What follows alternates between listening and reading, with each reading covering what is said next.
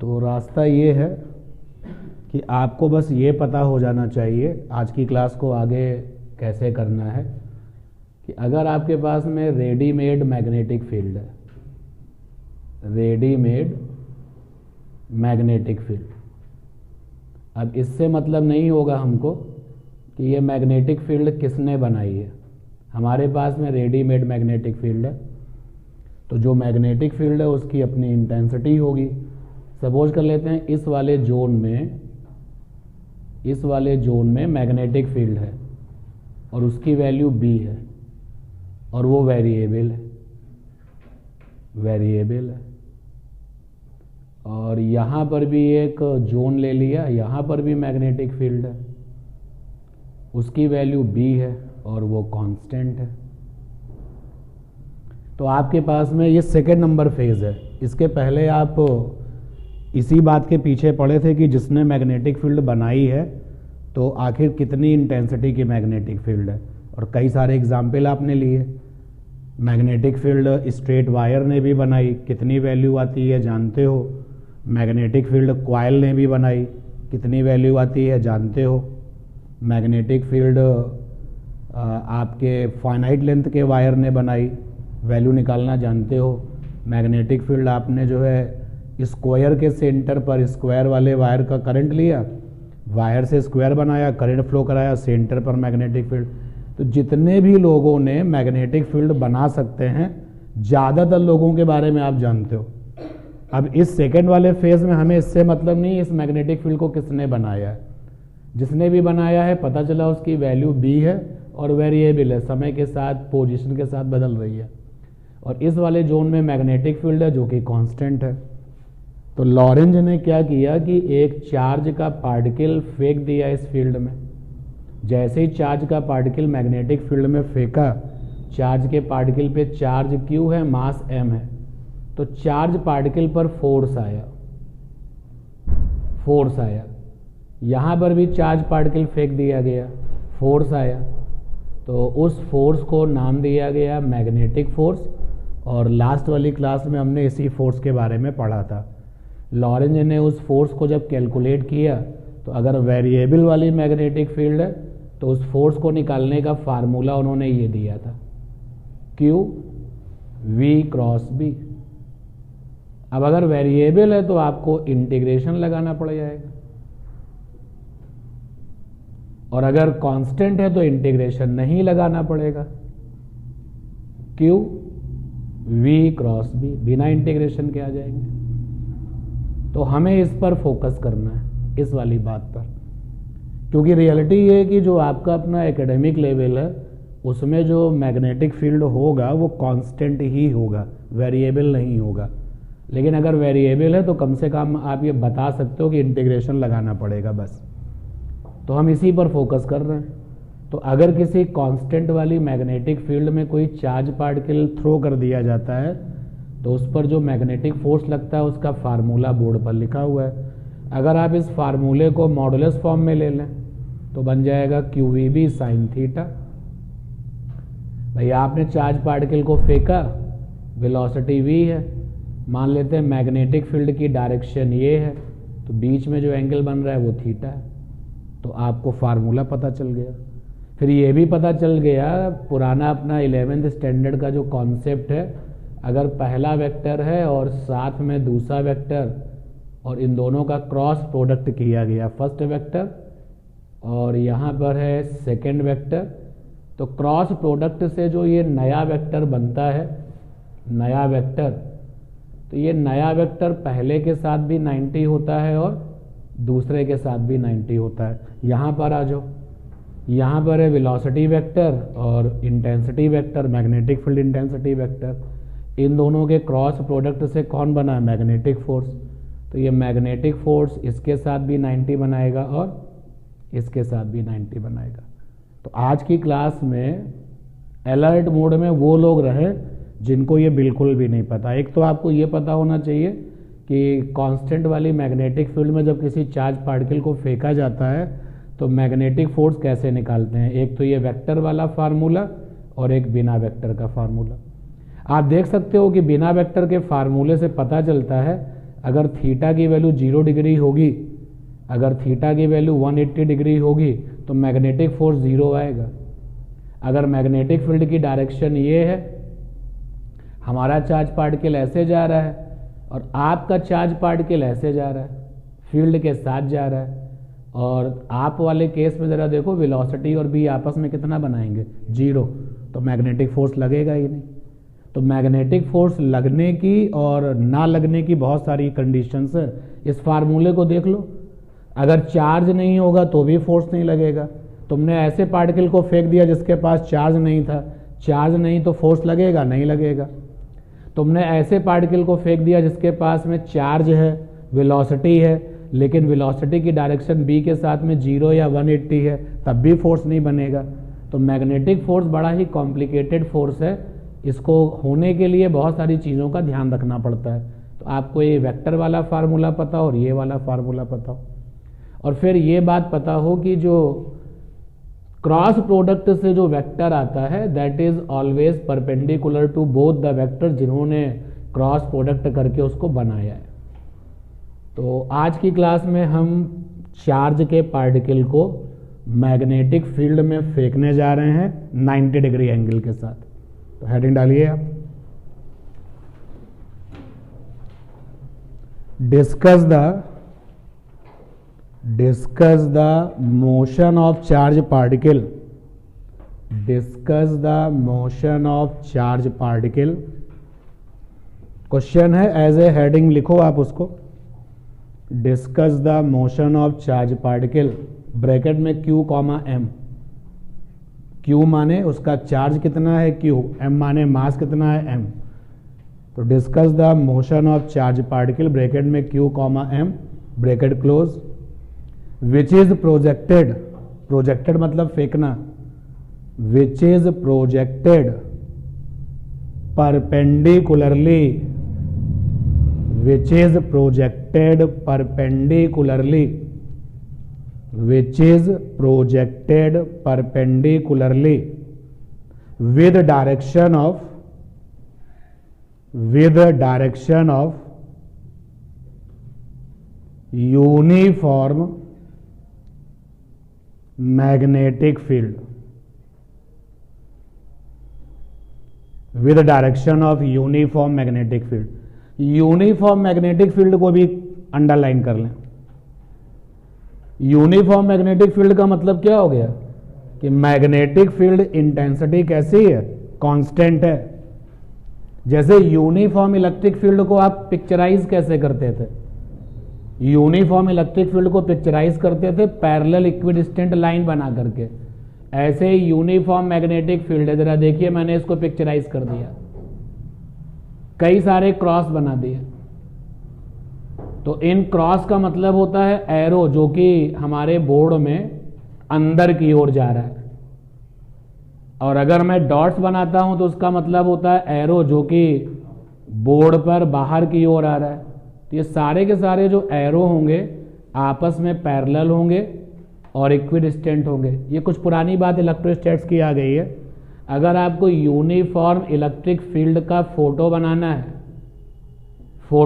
है, तस्वीर बनानी है, क्योंकि इलेक्ट्रिक फील्ड जो है वो एनर्जी है, मैग्नेटिक फील्ड एनर्जी है, ये दिखती तो है नहीं, लेकिन जब हम इसको पिक्चराइज करते हैं तो फैराडे की हेल्प लेते हैं। तो अगर मैंने कहा कि इस हिस्से में यूनिफॉर्म इलेक्ट्रिक फील्ड है तो कैसे बनाएंगे, बहुत सारे एरो बनाएंगे, सारे के सारे एरो आपस में पैरेलल होंगे और इक्विडिस्टेंट होंगे। तो ये है आपका डिकोडिंग। अगर आपने इस तरीके का फोटो बना दिया तो दूर से ही देखने वाला समझ जाएगा ये यूनिफॉर्म फील्ड है। अब वो इलेक्ट्रिक वाली है या मैग्नेटिक वाली है ये तुम बता देना।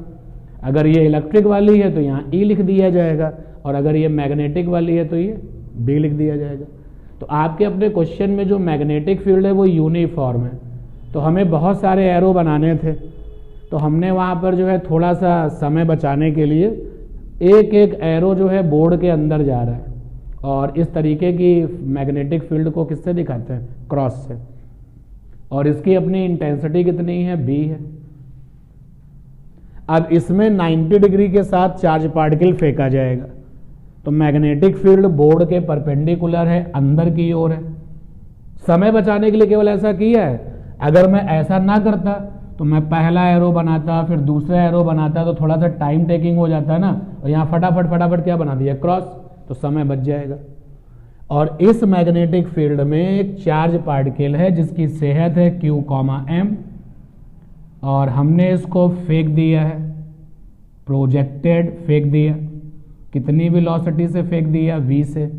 कह रहा है इसके मोशन के बारे में डिस्कशन करो, यानी ये कैसा मोशन होगा युवराज, यही क्वेश्चन है तुम्हारा, इसका मोशन कैसा होगा ये बताओ। और जब हम मोशन की बात करते हैं तो फिर और भी चीज़ें आ जाती हैं, डिस्टेंस बताओ, डिस्प्लेसमेंट बताओ, डिस्टेंस और डिस्प्लेसमेंट को टाइम से रिलेट कर दो, तो बहुत सारी चीज़ें फिर वहाँ पे डिस्कस करेंगे।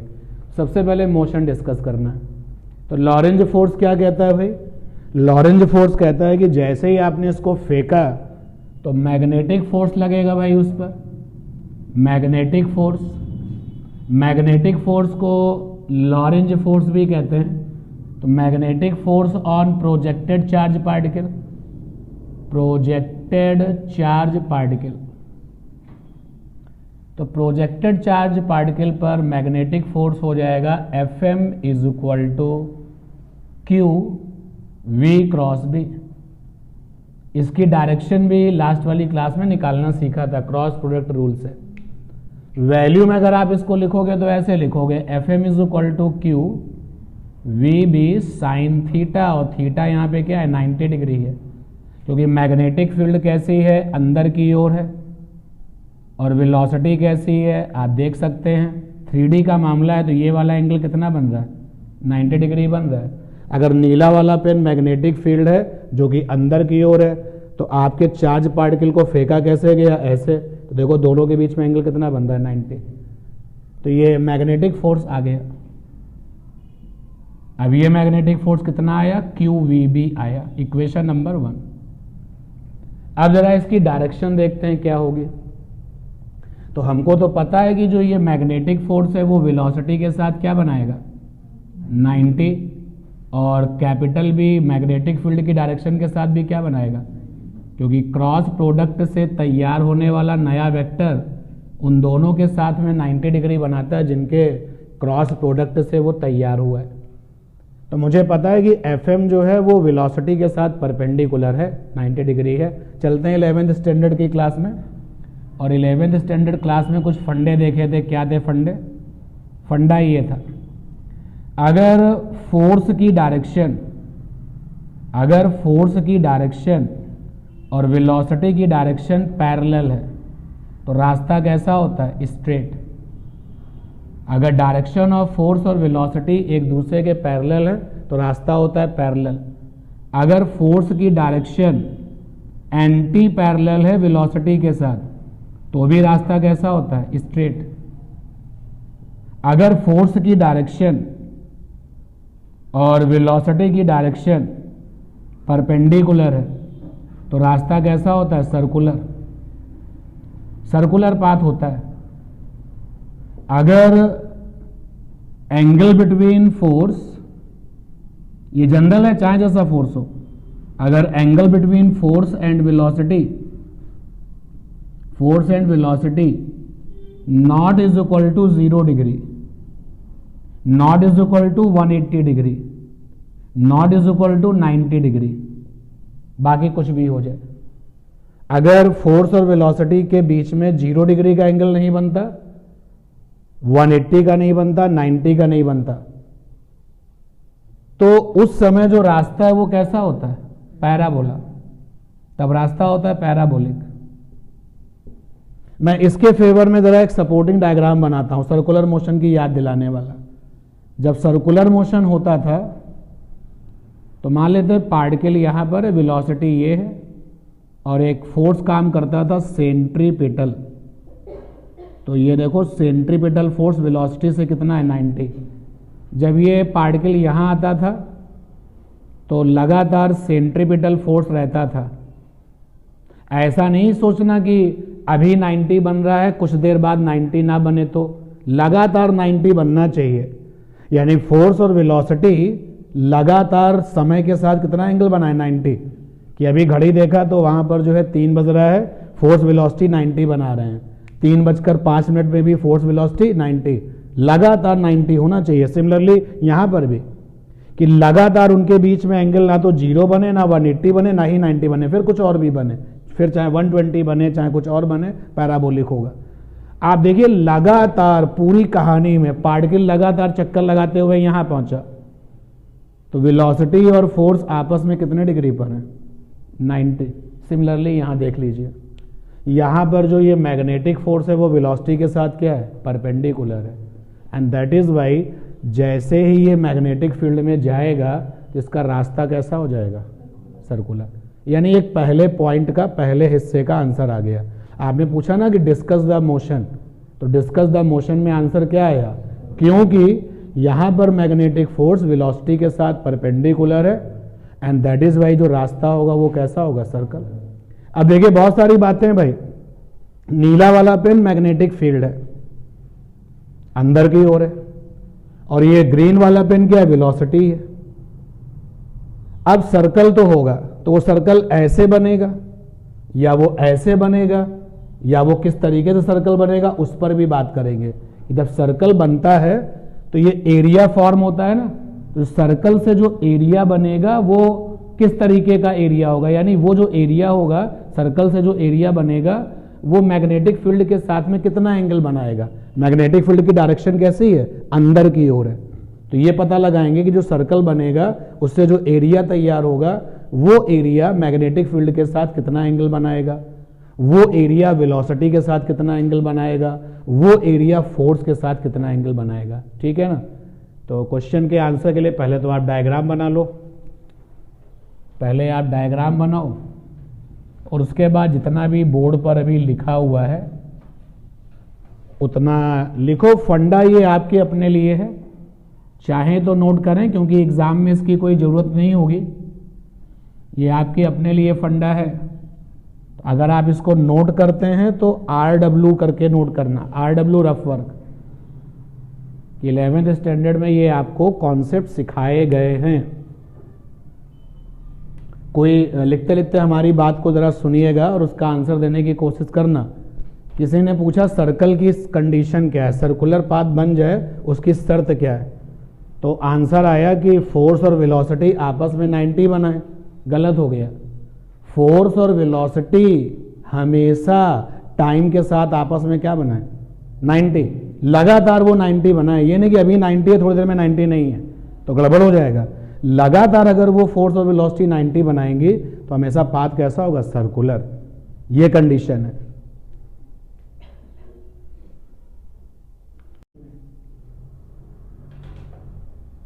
फंडा ये ऑप्शनल है, आपको पता होना चाहिए।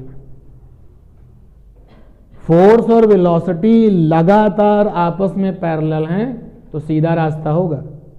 फोर्स और वेलोसिटी लगातार एंटी पैरेलल हैं तो सीधा रास्ता होगा।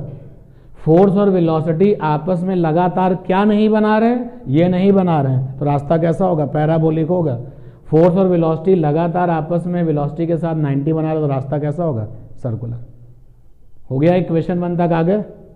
लिखें आप वहां पर स्टार पॉइंट बना के लिखें।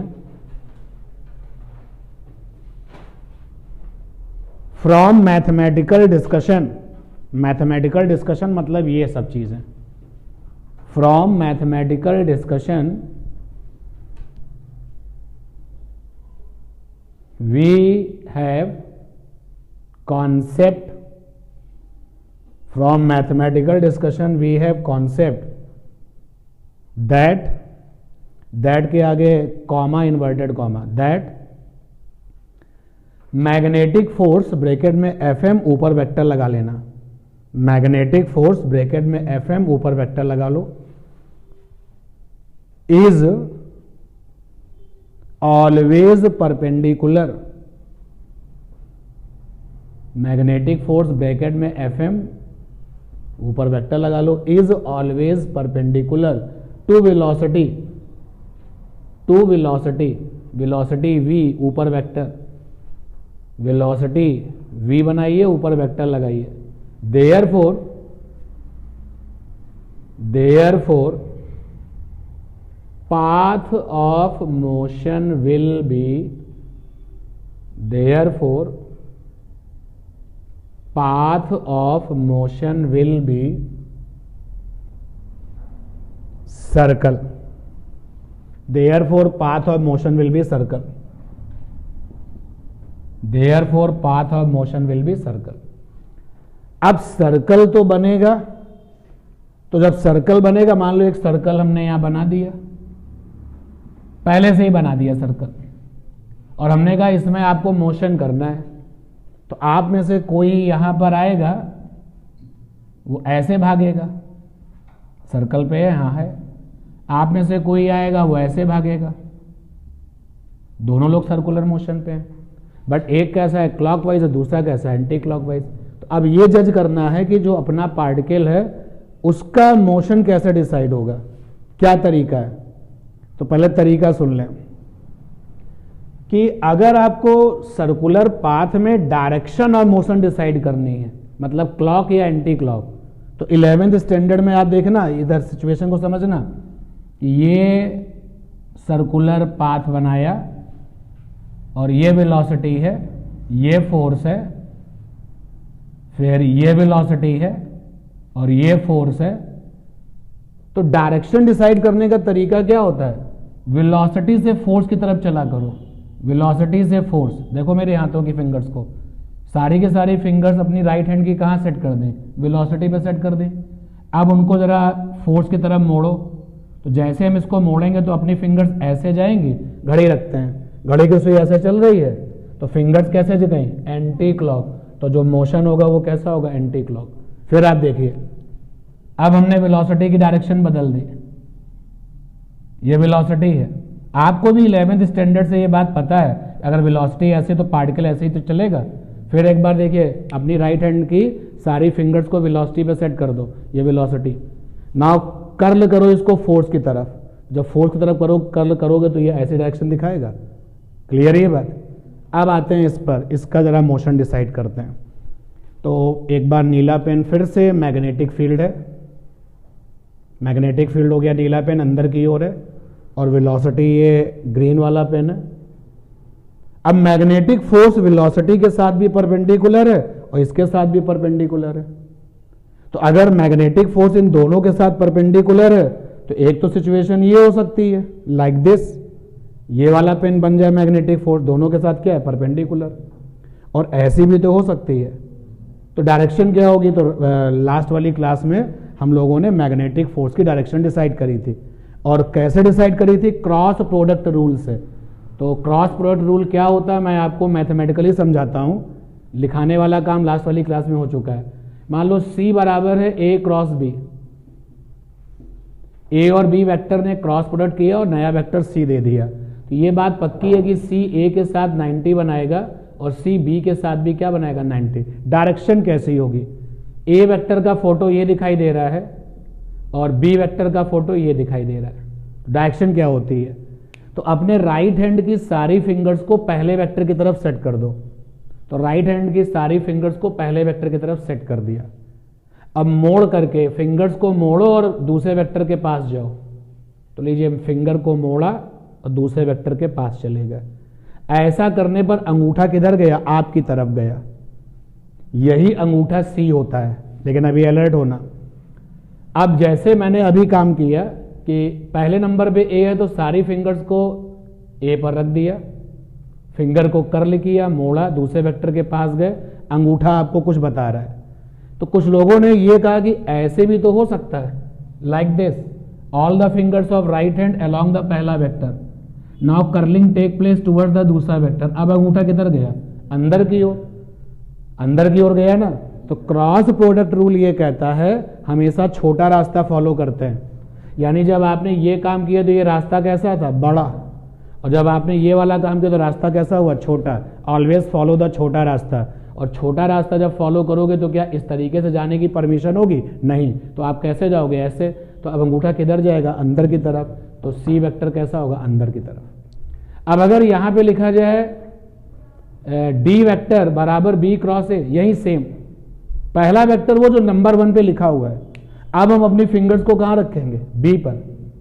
तो all the fingers of right hand towards the पहला vector, now curling of finger take place towards the दूसरा वेक्टर अलोंग द छोटा रास्ता। तो अलोंग द छोटा रास्ता में जब हम चलेंगे, अब यहाँ पर बी वेक्टर है, तो बी वेक्टर पहला वेक्टर है, all the fingers of right hand should be along the first vector, okay. Now curling take place along the छोटा रास्ता, नाउ अंगूठा गिव द डायरेक्शन ऑफ तीसरा वेक्टर। अब की बार डी वेक्टर कैसा आ जाएगा, बाहर की तरफ। वही काम यहां पर भी करना है, चलिए देखते हैं।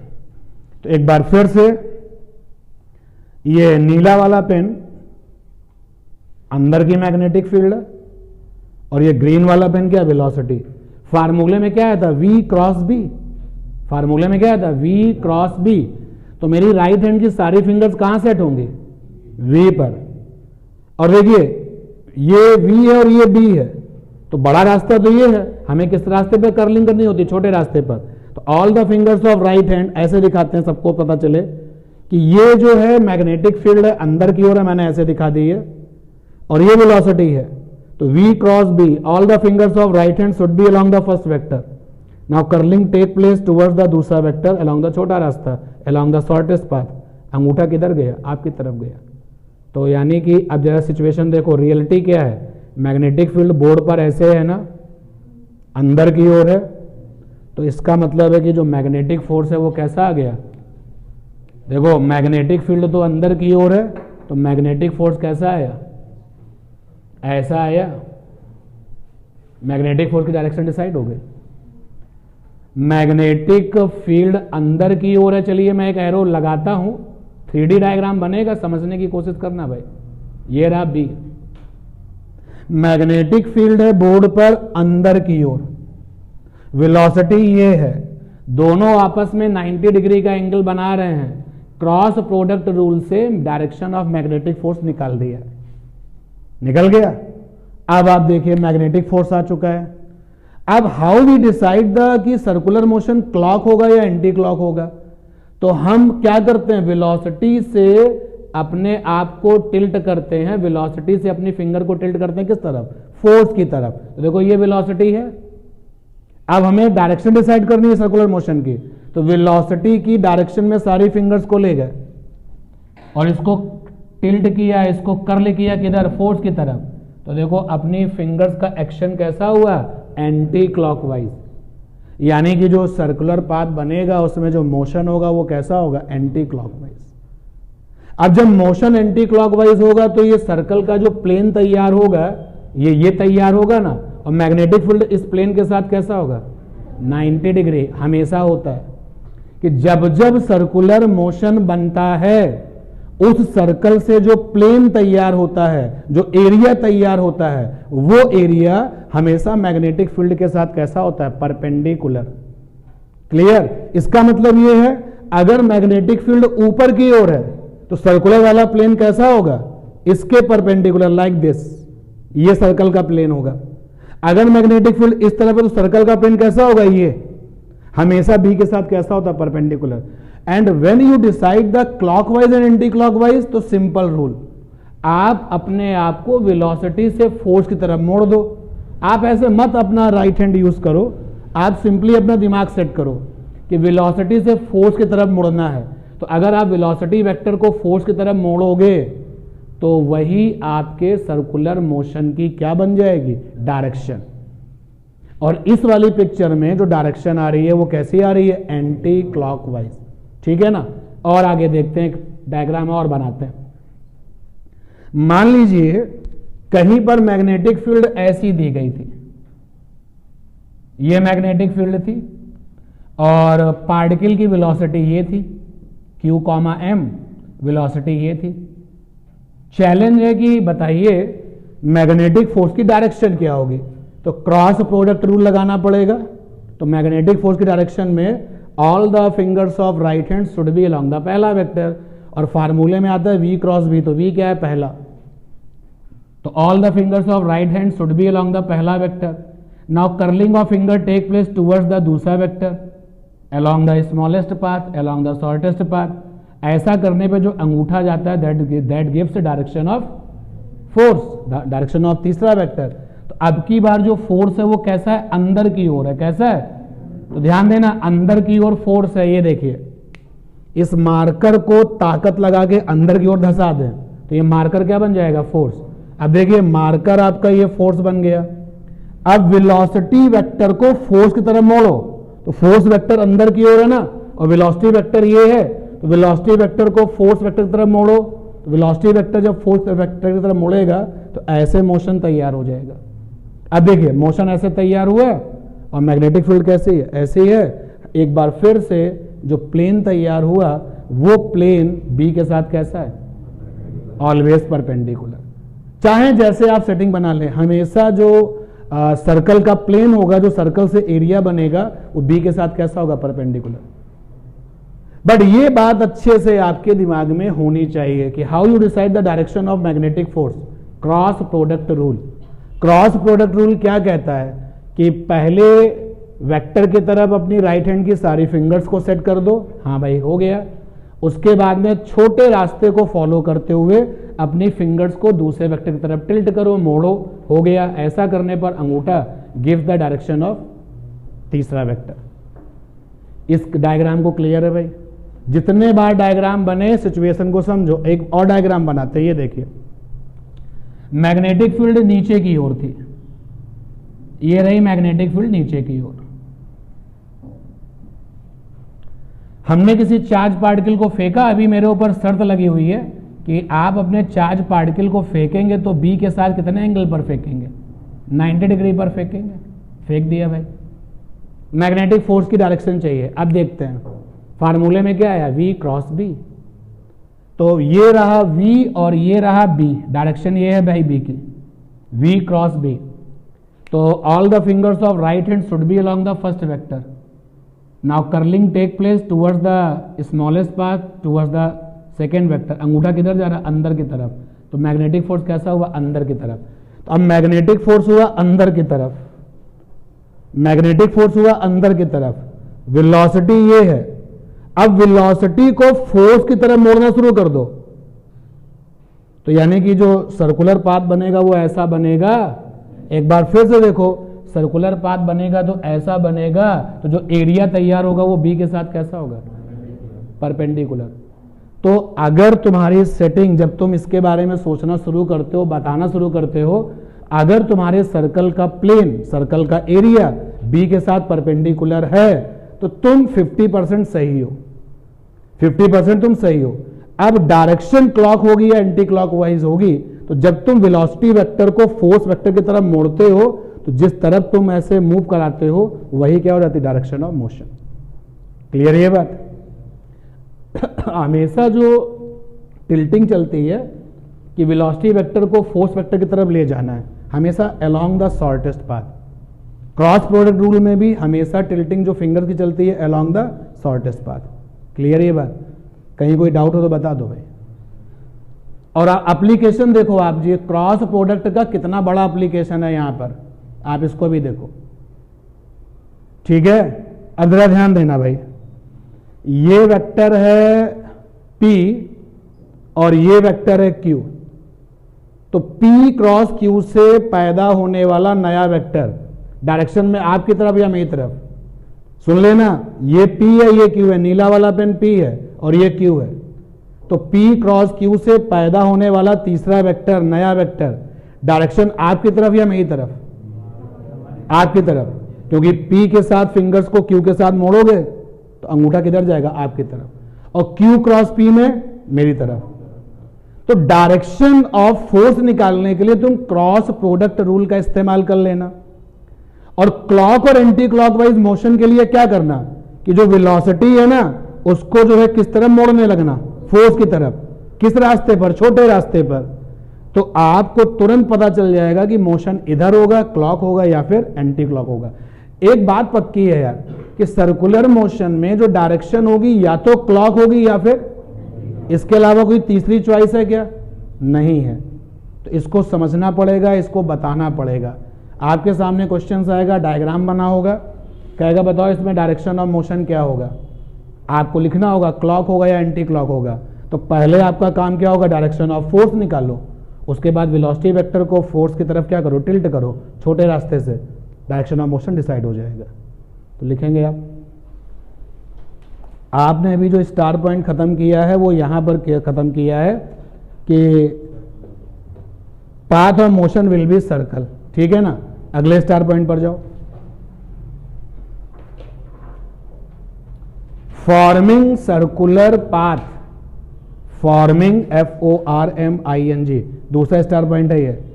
Forming circular path, forming circular path area, forming circular path area, bracket में लिख दो plane. Forming circular path area, bracket में लिख दो प्लेन, कॉमा लगाओ। Always become perpendicular, always become perpendicular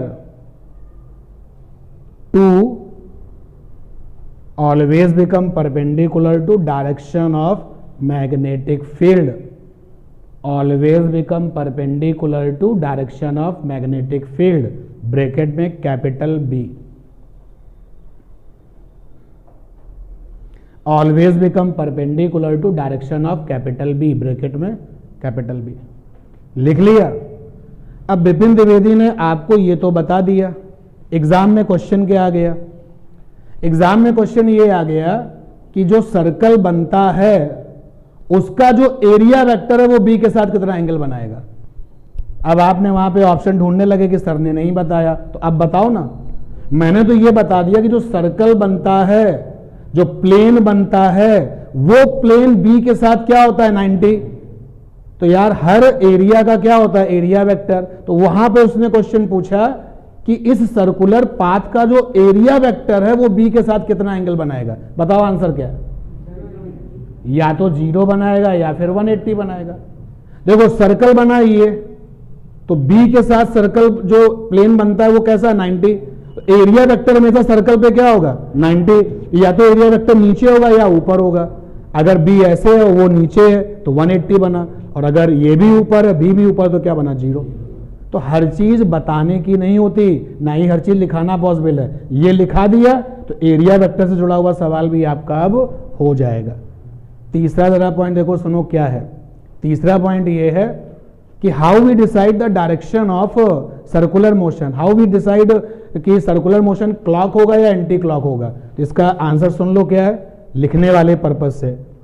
हम वेलोसिटी वेक्टर को फोर्स वेक्टर की तरफ टिल्ट करेंगे अलोंग द छोटा रास्ता, और टिल्टिंग जिस डायरेक्शन में होगी, क्लॉक हो रही होगी तो पाथ ऑफ मोशन क्लॉक होगा, डायरेक्शन क्लॉक होगा। एंटी क्लॉक हो रही होगी तो एंटी क्लॉक होगा। ठीक है ना।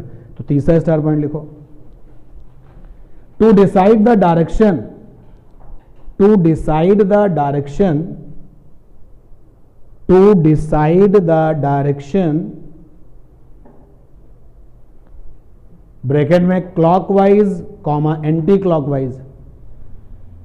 To decide the direction, bracket में clockwise comma anti clockwise, bracket close, of circular motion,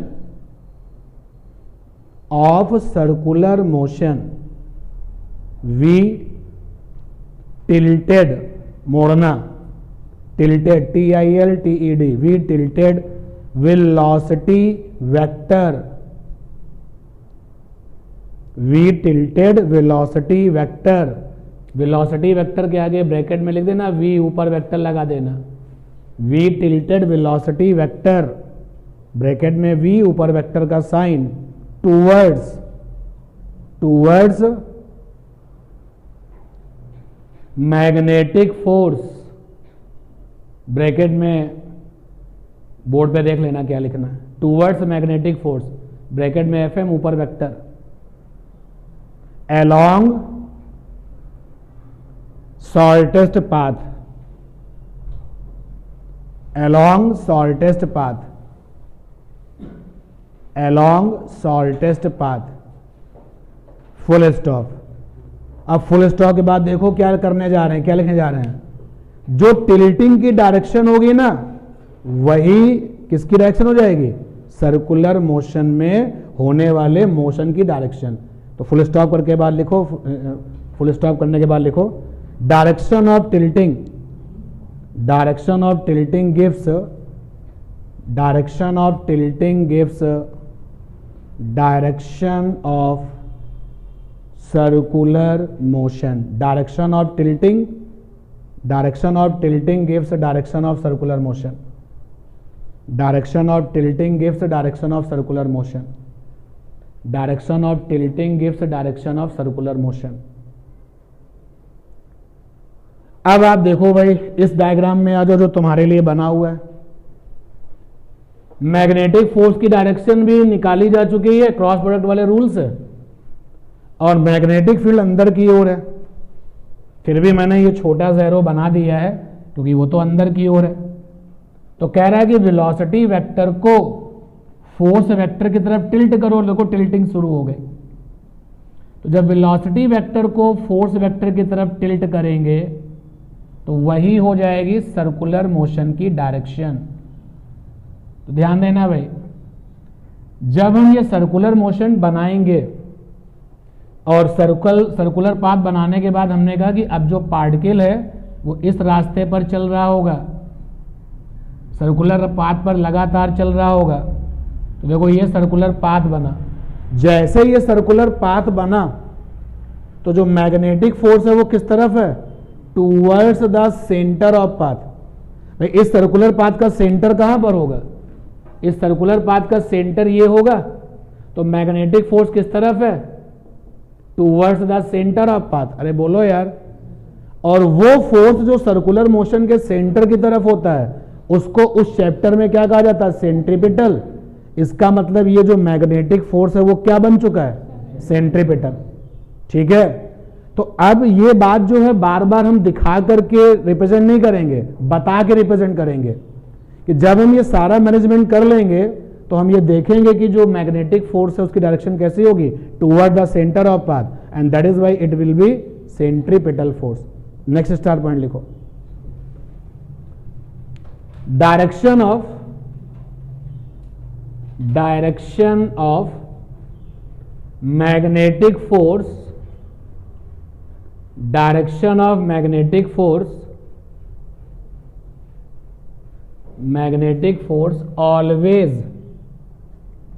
become towards the center of path. That is why direction of magnetic force always become towards the center of path. Direction of magnetic force always become towards the center of path, comma, that is why it is equivalent to centripetal force. That is why it is equivalent to centripetal force. Centripetal force को आप किससे लिखते थे? F और यहां पर C, तो FC। That is why it is equivalent to centripetal force. तो अब आपने लॉजिकल तरीके से बताया कि ये जो मैग्नेटिक फोर्स उसकी डायरेक्शन कैसी होगी? Toward the centre. कुछ डायग्राम बना के और देखते हैं, ध्यान देना भाई। इधर ये मैग्नेटिक फील्ड है नीचे की ओर, वेलोसिटी है ये। तो अब बताइए मैग्नेटिक फोर्स की डायरेक्शन किधर होगी? अंदर की ओर होगी। तो जब मैग्नेटिक फोर्स की डायरेक्शन अंदर की ओर होगी, समझना बात को, या आपके लिए इजी हो जाए तो इधर ऐसा करते हैं कि मैग्नेटिक फील्ड है ऊपर की ओर और वेलोसिटी है ये चार्ज पार्टिकल को दी गई है। अब बताइए मैग्नेटिक फोर्स की डायरेक्शन किधर होगी? आपकी ओर। आप क्या करोगे? V cross B। तो ये रहा मैग्नेटिक फोर्स, समझना बात को, ये क्या रहा? Magnetic force. वेलोसिटी को फोर्स की तरफ टिल्ट करो तो ये सर्कुलर मोशन बना। सर्कुलर मोशन बना तो यहीं कहीं सेंटर होगा। मैग्नेटिक फोर्स किस तरफ है? Towards the centre. तो ऑलवेज होता है ये। आप एक दो डायग्राम बना करके इसको अगर आप रिप्रेजेंट करते हैं तो अलग सिचुएशन में डायग्राम बदल जाएगा ना। तो ये हमेशा होता है, एंड दैट इज वाई ये जो मैग्नेटिक फोर्स है वो किसके इक्विवेलेंट है? Centripetal force. जैसे तुमने वो स्टेटमेंट लिखा कि centripetal force is equivalent to magnetic force, तो बिल्कुल फर्स्ट लाइन पर आए FC is equal to FM। तो सेंट्रीपिटल फोर्स कैसे निकलता था? M, चक्कर लगाने वाले की स्पीड कितनी है? V, और बाई R क्या था? रास्ते की रेडियस। और मैग्नेटिक फोर्स क्या निकला है, QVB। तो यहां से R बराबर क्या आ गया, M into v by QB। तो उस रास्ते की रेडियस निकल आई जो कि पार्टिकल फॉलो कर रहा है, रेडियस निकल आई। उसके बाद में एक चक्कर में समय कितना लगा, तो टाइम फॉर वन चक्कर, टाइम फॉर वन रिवॉल्यूशन, एक चक्कर का समय चाहिए। पिछली वाली क्लास में पता चल चुका था, क्योंकि अब आगे के लिए हमें ये कॉन्सेप्ट यूज करना है। तो लास्ट वाली क्लास में ये पता चल चुका था कि जब इस केस में हम लोग प्रोजेक्ट करते हैं किसी पार्टिकल को, तो स्पीड नहीं बदलती। यानी अगर तुमने 20 मीटर पर सेकंड से फेंका है तो मैग्नेटिक फोर्स लगने के बाद स्पीड नहीं बदलती। क्यों नहीं बदलती, लास्ट क्लास में डिस्कशन हुआ था। तो अब स्पीड बदलती नहीं है, और जब स्पीड नहीं बदलती है तो एक्सेलरेशन वहां पर होगा, टेंजेंशियल वाला होगा नहीं। तो समय निकालना है, तो समय बराबर फंडा लगा दे डिस्टेंस बाई स्पीड। एक चक्कर के लिए डिस्टेंस क्या हो जाएगा, 2πr, और नीचे स्पीड का v हो गया। वेलोसिटी बदलती है, स्पीड नहीं बदलती, कोई डायरेक्शन बदल रही होती है, 2πr, और यहां से ऐसा करते हैं v की वैल्यू ना रख करके r रख देते हैं, 2πv, r की वैल्यू कितनी है, mv बाई QB, v से v कैंसिल, एक चक्कर का समय आ गया 2πm बाई QB। क्या सीखने को मिला, एक चक्कर के समय को फेंकी गई स्पीड से लेना देना नहीं है। तुमने भी प्रोटॉन फेंका, हमने भी प्रोटॉन फेंका, तो देखो मैंने प्रोटॉन फेंका तो मेरे प्रोटॉन का m तुम्हारे प्रोटॉन का m सेम हो गए, तुम्हारे प्रोटॉन का q मेरे प्रोटॉन का q सेम हो गए। उसी फील्ड में तुमने भी फेंका, उसी फील्ड में हमने भी फेंका, बट हमने फेंका था 20 मीटर पर सेकंड से, तुमने फेंका था 100 मीटर पर सेकंड से। एक चक्कर का समय दोनों के केस में क्या होगा, सेम। तो इस फार्मूले ने हमें सिखा दिया कि एक चक्कर के टाइम को, यानी कि टाइम पीरियड को, टाइम ऑफ रिवॉल्यूशंस को स्पीड से लेना देना नहीं है। क्लियर है बात, आगे बढ़िए और यहां तक आइए। हाँ तो चलिए, जो बड़ा क्वेश्चन डिस्कस हुआ है उसके रिजल्ट निकालते हैं। तो हेडिंग है हमारी, इसकी नकल अभी नहीं करेंगे, जब कहा जाएगा तब करेंगे। Result for numerical and theoretical problems. ये जो पूरा डिटेल डिस्कशन हुआ, इससे वो पॉइंट निकाल लिए जाएं जो हमारे न्यूमेरिकल के लिए और थ्योरी की प्रॉब्लम्स के लिए जरूरी है। तो पहला फंडा है रास्ते की रेडियस, पाथ रेडियस। तो पाथ रेडियस r बराबर आया है m बाई QB। अब यहां अलर्ट मोड में रहना चाहिए आपको। देखिए आपने जो सेटिंग बनाई थी उसको मैं दोबारा बनाता हूं। ये मैग्नेटिक फील्ड की डायरेक्शन थी और ये तुम्हारे फेंके हुए चार्ज पार्टिकल की वेलोसिटी थी, और वेलोसिटी ने b के साथ कितना बना रखा था, 90। तो रिजल्ट आया r बराबर m into v upon QB, ये आया ये। लेकिन कुछ लोगों को जो तुमको दिखता है वो कुछ लोगों को नहीं दिखता, कुछ लोगों को बिल्कुल अलग ही विजन है उनका। जरा देखिएगा, तुमने कहा रेडियस होती है mv अपॉन QB, और किसी और ने कहा रेडियस होती है m अपॉन QB into velocity value perpendicular to b। देखा जाए तो दोनों लोग बात एक ही कर रहे हैं, लेकिन इसके कहने का जो तरीका है वो बहुत ही फाइन है। एंड दैट इज वाई हम भी चाहते हैं कि जितने लोग अभी यहां पर बैठे हैं वो लोग भी जब रेडियस का फार्मूला बोलें तो ऐसे ही बोलें कि r बराबर होता है m अपॉन QB इनटू में वेलोसिटी की वो वैल्यू जो b के साथ कैसी है, परपेंडिकुलर। ठीक है ना। तो क्वेश्चन की ट्विस्टिंग से तुमको कोई फर्क नहीं पड़ेगा। सेकेंड नंबर पॉइंट पर आए भाई, या सेकेंड नंबर पॉइंट पर आने से पहले कुछ और काम कर लें। m into v upon QB आया है भाई, तो m इंटू वी मोमेंटम बन गया। अगर इस फेंके हुए चार्ज पार्टिकल की मोमेंटम वैल्यू निकालें, मोमेंटम वैल्यू तो मास इंटू स्पीड होता है, तो ये हो गया P for momentum, P by q b. और काइनेटिक एनर्जी बराबर होता है P square by 2m, half m v square तो बड़ा पुराना सा फार्मूला है, मोमेंटम के फॉर्म में P स्क्वायर बाई 2m होता है ना, तो यहां से P बराबर क्या हो जाएगा, √2m के।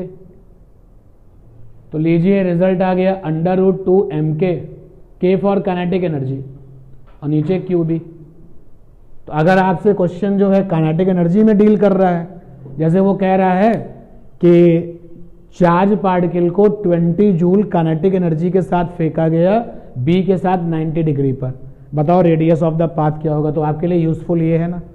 और आगे चलते हैं भैया, कभी कभी चार्ज पार्टिकल को थ्रो नहीं करते with the help of the muscle power, कभी कभी हम पोटेंशियल लगा के थ्रो करते हैं। जैसे ये देखो चार्ज पार्टिकल रखा हुआ है, तो हमने क्या किया कि यहां पर पोटेंशियल डिफरेंस लगा दिया, पोटेंशियल डिफरेंस कैपिटल V।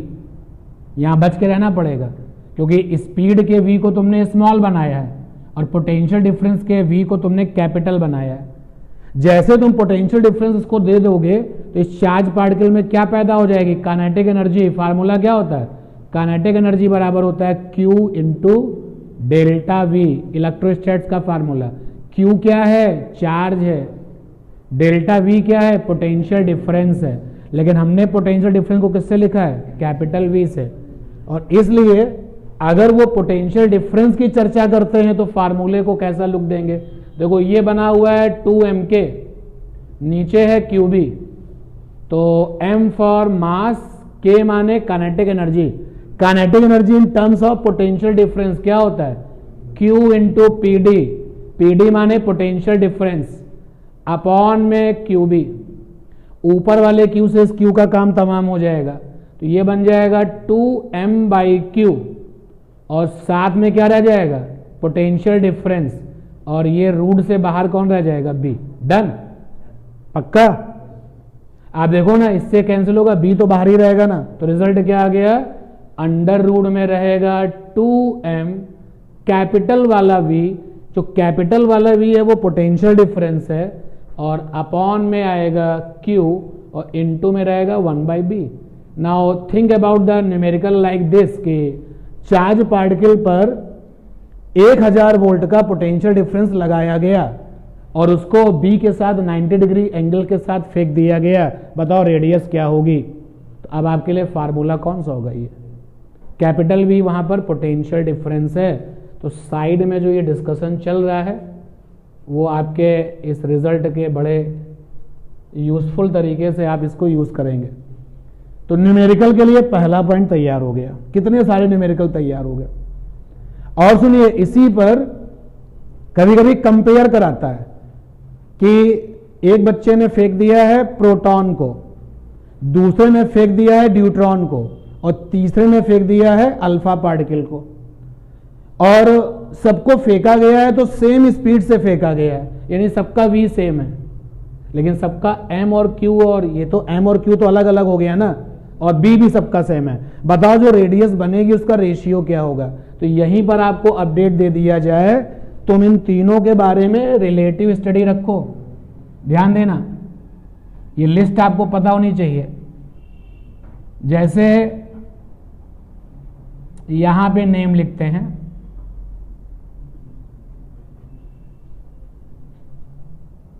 जैसे पार्टिकल का नाम है प्रोटॉन, और फिर पार्टिकल का नाम है ड्यूट्रॉन, ये बड़े कॉमनली यूज होते हैं यहां पर, और फिर पार्टिकल का नाम है अल्फा पार्टिकल, अल्फा पार्टिकल। तो अगर आप ये कहते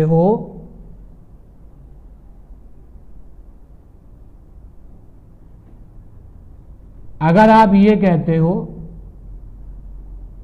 कि प्रोटॉन का मास m है, तो ड्यूट्रॉन का मास कितना होता है, प्रोटॉन से दुगना, और अल्फा पार्टिकल का मास प्रोटॉन से 4 गुना। पता होता है तो रिलेटिव रेशियो निकालने में आसानी रहती है। अगर आप प्रोटॉन का मास m कहते हो तो ड्यूट्रॉन का मास डबल होता है और अल्फा पार्टिकल का 4 टाइम्स होता है। चार्ज की बात कर लो, अगर आप ये कहते हो कि प्रोटॉन पे चार्ज Q है तो ड्यूट्रॉन पे भी कितना है Q, और अल्फा पार्टिकल पे कितना होता है 2Q। तो ये फ्रेंडशिप इनके बीच की पता होनी चाहिए।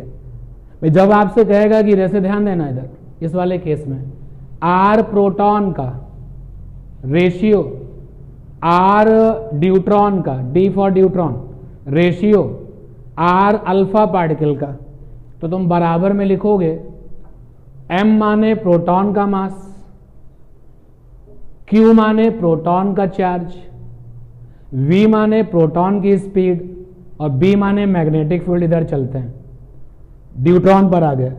M माने ड्यूट्रॉन का मास, तो तुमने अगर प्रोटॉन का M माना तो ड्यूट्रॉन का कितना है 2m, स्पीड वही रखी गई है, क्वेश्चन कह रहा है, और नीचे चार्ज भी ड्यूट्रॉन का वही रहता है, और मैग्नेटिक फील्ड भी वही रखी गई है। और फिर रेशियो में आए अल्फा पे चले गए, अल्फा में चले गए तो m कितना है 4m, स्पीड यार वही रखी गई है, चार्ज कितना है 2q, b भी वही रखा गया है। रेशियो निकाल पाओगे ना। अब अगर तुम्हें ये नहीं पता, तुमने कहा नहीं हम तो ओरिजिनल पर चलेंगे, तुमने कहा कि m बराबर प्रोटॉन का 1.67 10⁻⁻27 kg, उस तरीके से जाओगे तो फंस जाओगे ना। तो आप कंपैरेटिव स्टडी करके इसका रेशियो या रिलेशनशिप बना सकते हैं। तो पहला पॉइंट न्यूमेरिकल के लिए, इतने सारे न्यूमेरिकल हैं कि मुझे लगता है कि अगर एक्सरसाइज में आप देखोगे तो इस नंबर 1 पर आपको जो है मोर देन 60% क्वेश्चन मिलेंगे। 60% क्वेश्चन केवल इसी नंबर 1 पे मिलेंगे। रेडियस में इतने सारे चॉइस हैं, और बाकी आप ये देख सकते हो। सेकेंड नंबर पॉइंट पर आते हैं भाई। सेकेंड नंबर पॉइंट पर आया कि time for 1 revolution, time for 1 revolution, एक चक्कर का समय, तो कैपिटल T बराबर क्या था 2πm/cube, ये था। साफ साफ दिखाई दे रहा है not depend upon speed, not depend upon speed. Projected speed से तो इसको लेना देना ही नहीं है। आप देखिए तुमको जो दिखता है कुछ लोगों को वो भी दिखता है, और जो उनको दिखता है वो तुमको नहीं दिख रहा। उन्होंने कहा फार्मूला ये है भाई, टाइम बराबर है m/qb, m/qb, 2π को अलग कर लिया। अगर एक चक्कर लगेगा तो सेंटर पे कितना एंगल बनेगा 2π, और आधा लगा तो कितना बनेगा पाई, और आधे का आधा लगा तो कितना बना। तो उसने ऐसे तैयार किया कि टाइम बराबर m/qb, और साथ में ब्रैकेट में होता है angle form by path at centre. उसकी जीत हमेशा होनी है, इस कैंडिडेट की जीत टाइम को लेकर के हमेशा होगी। हाँ वो ये जानता है, जैसे तुमने यहां पे 2π लिखा तो चक्कर पूरा हो गया ना, तो ये टाइम ये वाला टाइम क्या बन गया टाइम पीरियड। जनरल टाइम क्या होता है, तो टाइम निकालने का फार्मूला ही है कि जब वो मोशन कर रहा है तो समय तो खर्च कर ही रहा होगा, कितना समय खर्च कर दिया। तो समय बराबर होता है m/qb, ब्रैकेट में एंगल फॉर्म बाई रास्ता एट द सेंटर। अगर पूरा का पूरा कंप्लीट रास्ता तैयार हुआ तो सेंटर पे कितना बनेगा 2π। 2 चक्कर लगा लिया तो कितना बनेगा 4π। 6 चक्कर लगाए कितना बनेगा, बढ़ाते चले जाओगे ना 2π का, फिर 4π, फिर 8π, 6π, फिर 12π, ऐसे करके। ये हमेशा काम आने वाला कंसेप्ट है ना, जबकि ये वाला कॉन्सेप्ट केवल एक चक्कर के लिए। क्लियर है ना ये बात। अभी हम न्यूमेरिकल की बात कर रहे हैं, और जितना तुमने काम किया उस पर न्यूमेरिकल की बात करें तो ये 2 रिजल्ट्स आपके लिए। कुछ थ्योरी वाली प्रॉब्लम्स के लिए भी जाएंगे, नोट करिए इसको। तीसरा पॉइंट कि जो वर्क डन होता है बाय मैग्नेटिक फोर्स, जहां फोर्स होता है वहां लगता है कि वर्क डन भी होना चाहिए, बिल्कुल होना चाहिए, ऑलवेज 0 होता है।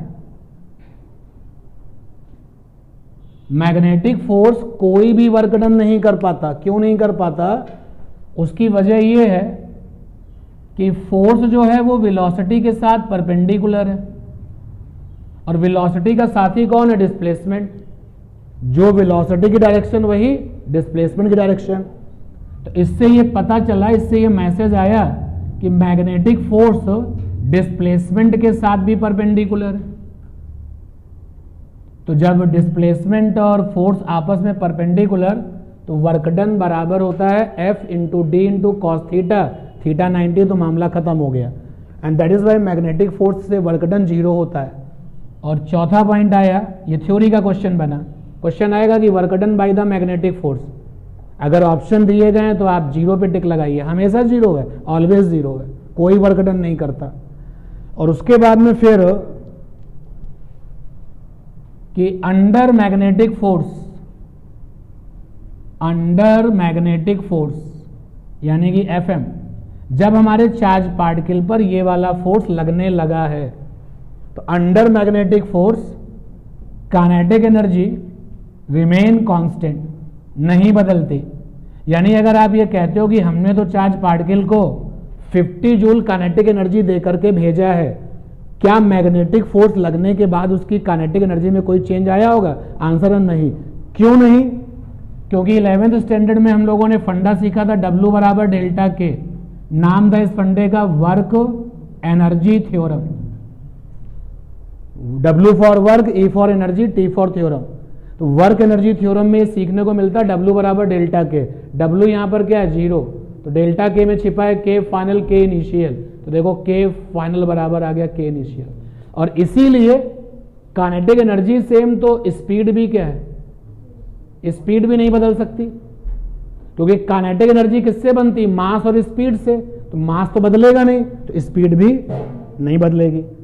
इसीलिए छोटे मोटे क्वेश्चंस कि हमने चार्ज पार्टिकल को 20 मीटर पर सेकंड की स्पीड से फेंका है, मैग्नेटिक फोर्स लगने के बाद या उसके आने के बाद उसकी स्पीड क्या हो गई है? आंसर है 20 ही रही होगी, क्योंकि स्पीड नहीं बदलती। और चौथे नंबर के बाद पांचवा पॉइंट क्या है? ये सब थ्योरी के क्वेश्चंस हैं छोटे छोटे। पांचवा पॉइंट ये है कि फॉर्मिंग सर्कुलर प्लेन, प्लेन कह दो या फिर पाथ कह दो, पाथ कुछ भी हो जाए, चाहे जितनी सिचुएशन को ट्विस्ट किया जाए, कभी भी वो नहीं होती जो हम समझते हैं। Forming circular plane always perpendicular to capital b, ऊपर वेक्टर लगा दिया। क्या फीलिंग आ रही है? डायरेक्शन ऑफ कैपिटल बी, कि जो सर्कल बनता है वो हमेशा उसका जो प्लेन है वो बी के साथ कैसा होगा? परपेंडिकुलर। यानी उस प्लेन में बी क्या करेगा? थ्रेडिंग करता हुआ जाएगा, सिलता हुआ जाएगा। ये प्लेन है तो बी वाली सुई जो है इसको क्या करती जाएगी? थ्रेड करते हुए, सिलते हुए बाहर निकलेगी, ऐसे या नीचे की तरफ, ऑलवेज परपेंडिकुलर टू प्लेन। और इसके बाद में भैया लास्ट पॉइंट है कि डायरेक्शन ऑफ सर्कुलर मोशन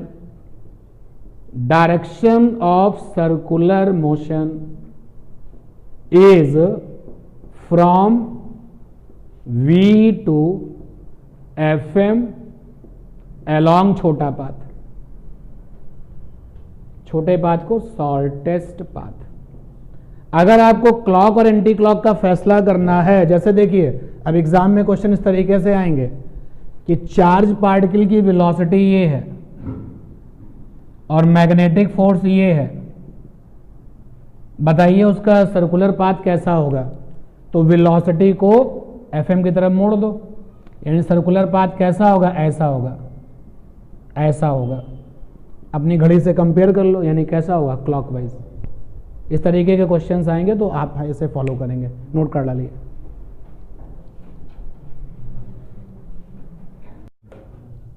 ध्यान दें इधर। अब हमसे कहा गया कि एक बार फिर से डिस्कस करिए। क्या डिस्कस करिए? Discuss the motion, discuss the motion of charge particle. Charge particle की सेहत है Q, M। Discuss the motion of charge particle which projected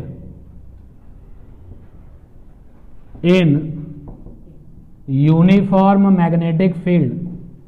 capital B माने magnetic field. In uniform magnetic field with angle theta not is equal to 0 degree 180 degree, 90 degree. 3 शर्तें लगा दी गई कि जो projected वाली वेलोसिटी है वो b के साथ में जीरो नहीं बनाएगी।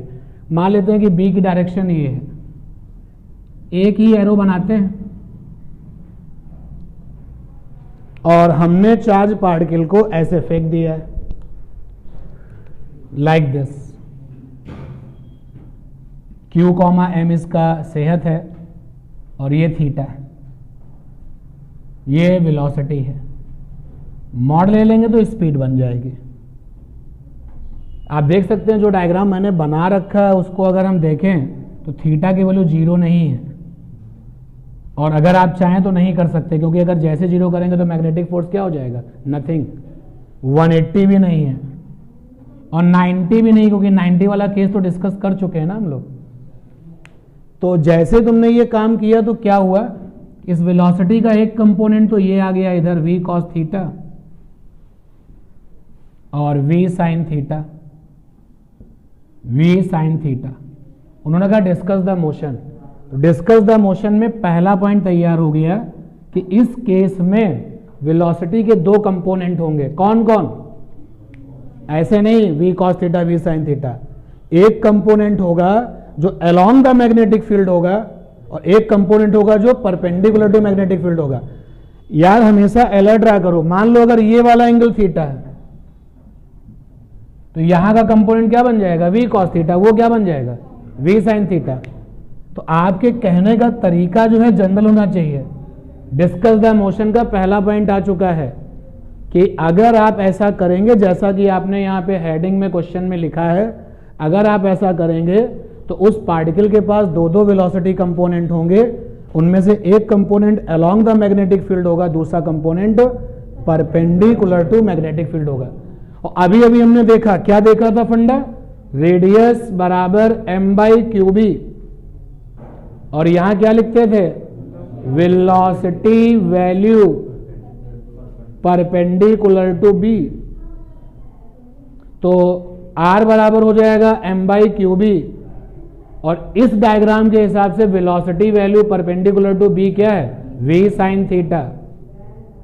जिनको छोटी रेस दौड़नी होती है वो लिखते हैं v sin थीटा, जिनको लंबी रेस दौड़नी होती है वो लिखते हैं v परपेंडिकुलर टू b।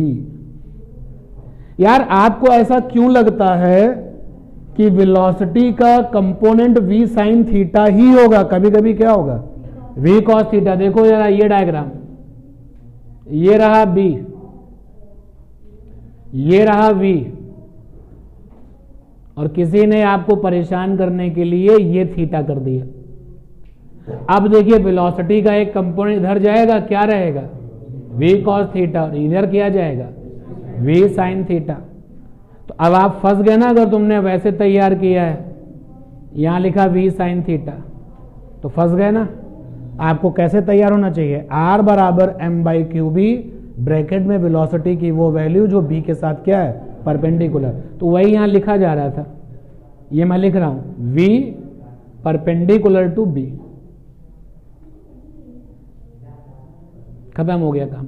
हाँ, अगर तुम मेरी इस बात को इस डायग्राम में अप्लाई कर दो तो क्या निकल के आ रहा है, r बराबर m v sin theta by qb।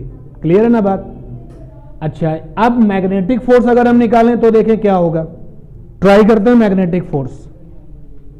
तो ये रहा v और ये रहा b। सबसे पहले मैग्नेटिक फोर्स की डायरेक्शन, तो वेक्टर का क्रॉस प्रोडक्ट रूल फार्मूले में आता है v क्रॉस b।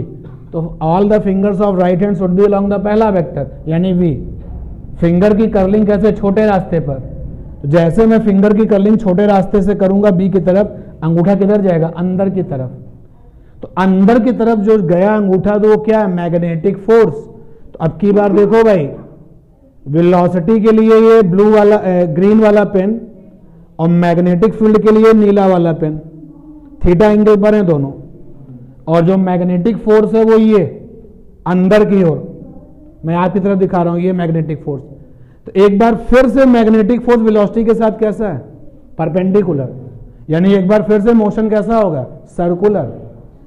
तो सर्कुलर मोशन बनेगा, ये बात पक्की हो गई।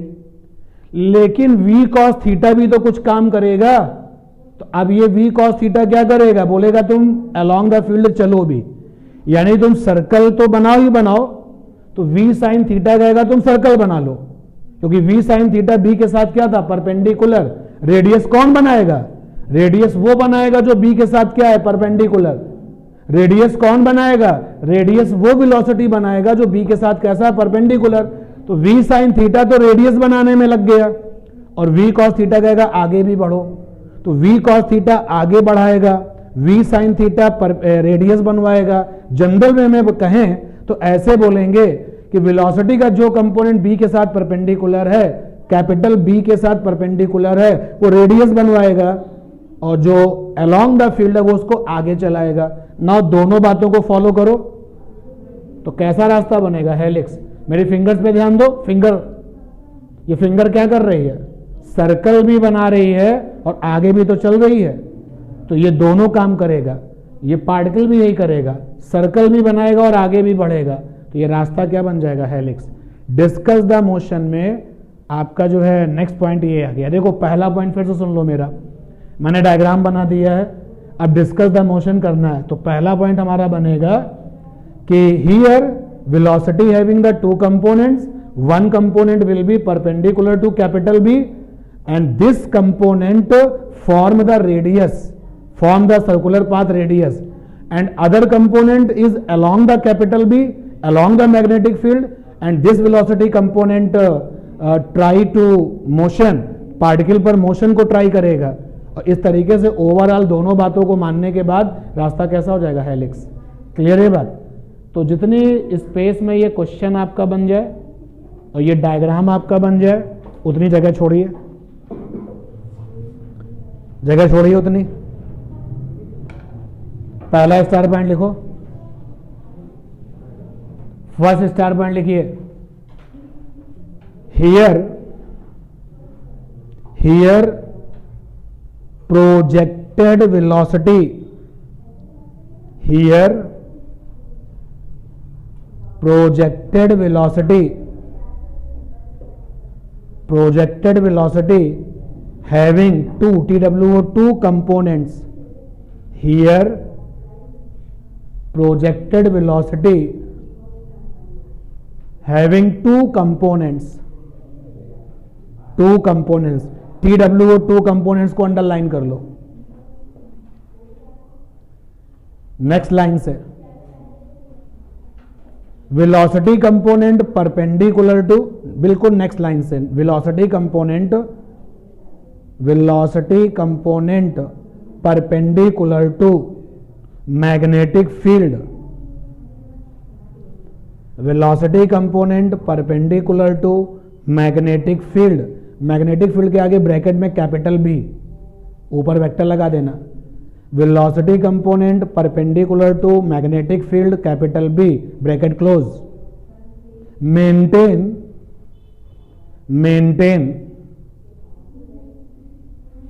सर्कुलर पाथ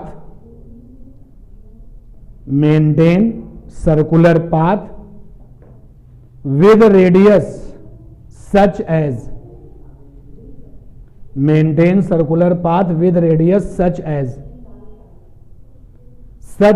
के बाद ये वाला रिजल्ट नोट कर लो जिस पे मैंने बॉक्स बनाया। ये रिजल्ट नोट कर लो,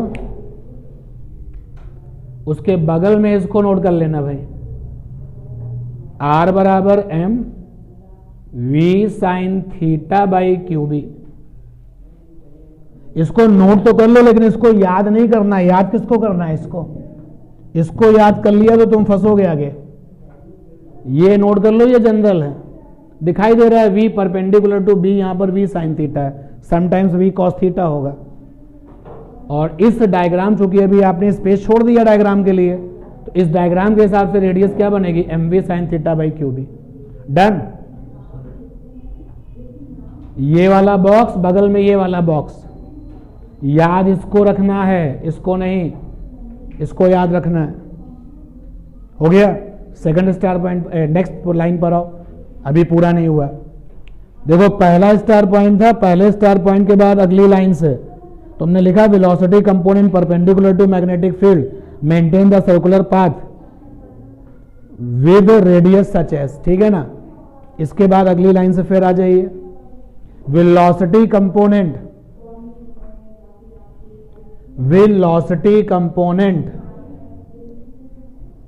अलोंग कैपिटल बी, बी पर वेक्टर लगा देना, मैग्नेटिक फील्ड वाला b, velocity component along capital B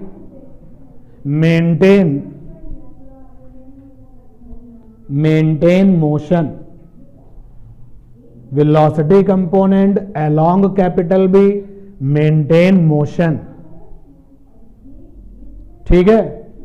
अब ये जो है मेंटेन मोशन की जो बात है, इसका मतलब हो गया कि बी के साथ पार्टिकल क्या करेगा, आगे बढ़ेगा। नेक्स्ट स्टार पॉइंट पर आइए। From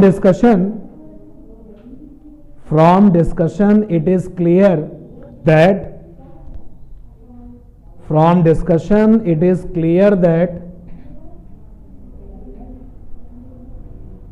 particle follow helical path, HELICAL, helix बनाते हुए आगे बढ़ना, पार्टिकल फॉलो हेलिकल पाथ। भाई अगर आप किसी से ये शर्त लगा दोगे कि सर्कल पे भी चलना है और आगे भी बढ़ना है, तो रास्ता क्या बनेगा, हेलिक्स बनेगा, हेलिकल पाथ। अब एक बात का जवाब दीजिए आप कि हेलिक्स जब बनता है, हेलिकल पाथ जब बनता है, तो पार्टिकल आगे चलता है और सर्कल भी बनाता है। तो जब वो एक चक्कर लगाता है, तो एक चक्कर में समय कितना लगता है, कैपिटल टी। तो कैपिटल टी समय में वो आगे भी तो बढ़ चुका होता है ना। उसको दो काम करने हैं कि कैपिटल टी टाइम में एक चक्कर भी लगाना है और आगे भी बढ़ जाना है। तो कैपिटल टी टाइम में पार्टिकल जितनी डिस्टेंस कवर करता है उसको कहते हैं pitch. What is pitch? Pitch is a distance travelled by particle in one time period. तो नेक्स्ट वाले पॉइंट पर आइए, स्टार पॉइंट होगा अगला। देखिए बोर्ड पर और बोर्ड पे देख करके लिखिए, पिच बराबर P for pitch, general term इसका पिच। What is pitch? देखो भाई डिस्टेंस होती है ये, distance in one time period. एक टाइम पीरियड में जो डिस्टेंस चली जाती है उसको पिच कहते हैं। तो सबसे पहले तो मैंने यहां पे डेफिनेशन छोटी सी दे दी, distance in one time period is called the pitch. अगली लाइन पर गए, पिच बराबर, दिमाग में बैठ गया डिस्टेंस होती है। तो डिस्टेंस बराबर क्या होता है, स्पीड इनटू टाइम। ध्यान देना भाई, दो ब्रैकेट बना लिए। तो इस वाले ब्रैकेट में टाइम चाहिए एक चक्कर का, तो टाइम एक चक्कर का क्या बनेगा, टाइम पीरियड। एक चक्कर के समय को टाइम पीरियड कहते हैं और कैपिटल टी से लिखते हैं भाई, time period is capital T. और अभी तुमने देखा कि कैपिटल टी बराबर आया था 2πm/क्यूब, ये आया था। और यहां पे क्या लिखेंगे भाई, डिस्टेंस, डिस्टेंस बराबर था स्पीड इनटू टाइम। तो यहां पर वो स्पीड जो उसको चला रहा है, तो यहां पर जो v sin थीटा है वो क्या कर रहा है, सर्कल बनवा रहा है, और v cos थीटा क्या करेगा, उसको चलाएगा। तो जरा बताओ यहां क्या लिखें, v cos थीटा लिखें? नहीं, यहां पर वेलोसिटी की वो वैल्यू लिखें जो b के अलोंग है। आपको v sin theta v cos theta से बचाना है अपने आप को। आपको ऐसे बोलना है, velocity component value perpendicular to b, velocity component value along the b। तो यहां लिखना चाहिए मुझे वेलोसिटी वैल्यू अलोंग b, लिख दिया ना। अब आगे देखो, ये जनरल रिजल्ट है, ये हमेशा याद रखना चाहिए आपको, कभी नहीं भूलना। अब आप इस रिजल्ट को जरा इस डायग्राम में फॉलो कर लो। P बराबर, तो जो वेलोसिटी कंपोनेंट B के अलोंग है वो v cos थीटा है, और एक चक्कर का समय होता है 2πm/क्यूब। तो बड़ा अजीब सा ये रिजल्ट आपको मिल गया, ठीक है। लेकिन आपको अगर न्यूमेरिकल करने हैं तो आपकी हेल्प कौन करेगा, ये। अच्छा, क्वेश्चन में कहा कि नहीं भाई मुझे तो डिस्टेंस चाहिए 10 चक्कर की। अब वो 10 चक्कर की डिस्टेंस, 10 चक्कर में समय लगेगा, पहला चक्कर आगे बढ़ा, दूसरा चक्कर आगे बढ़ा, तीसरा चक्कर आगे, लगातार वो 10 चक्कर लगा रहा है कंटिन्यूअसली और आगे भी बढ़ रहा है। बोला डिस्टेंस बताओ। अब उसको पिच नहीं कहा जाएगा क्योंकि वहां पे समय कितना लगा, 10 चक्कर, एक चक्कर का समय कैपिटल टी, 10 चक्कर का क्या हो गया 10 इंटू टी।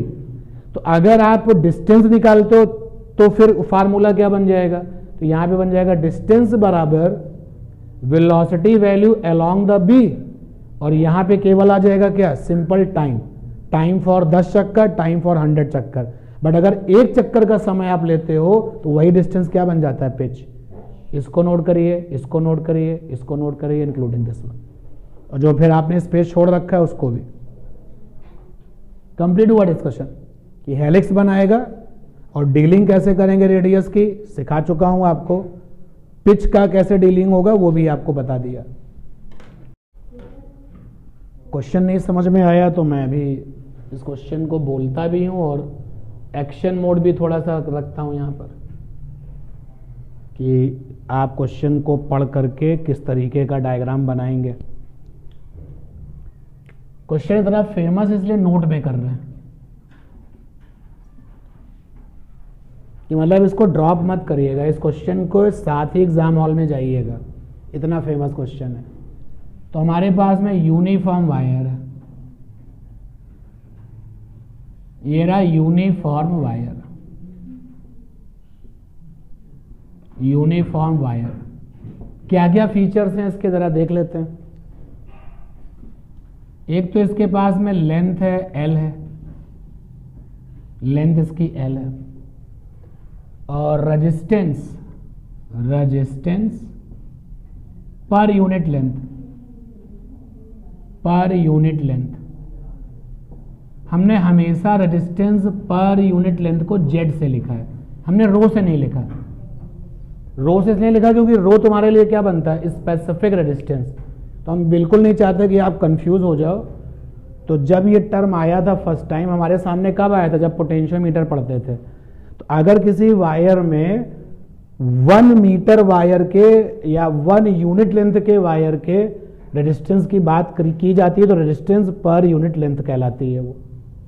तो अगर मैं इस वायर का यूनिट लेंथ ले लूं, वो लेंथ ले लूं जो इसकी वैल्यू 1 हो, उसका जो रेजिस्टेंस है वो क्या होगा, जेड।